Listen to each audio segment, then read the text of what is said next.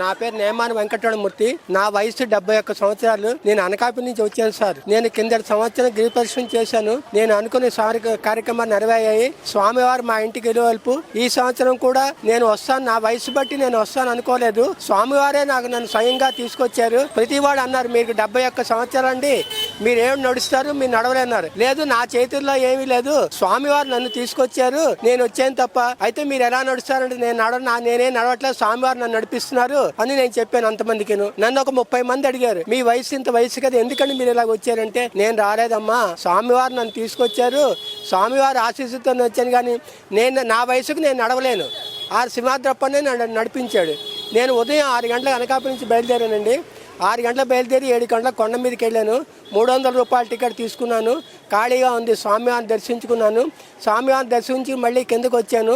9 గంటలకు మేము తొడిపాంచి కొబ్బరికాయ ప్రదక్షిణ చేసాము.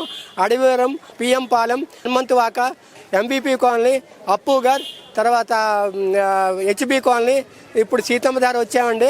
ఇప్పటికేమని నా ఉద్దేశ ప్రకారం ఒక 23-24 కిలోమీటర్లు నడిచాను.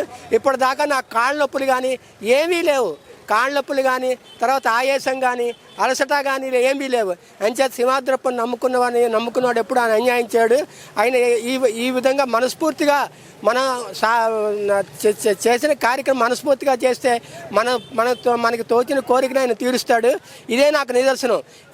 మామూలుగా అయితే నేను ఒక మేడ నుంచి కిందకి దిగేసరికి నా కాళ్ళు నొప్పుడుతుండేవి.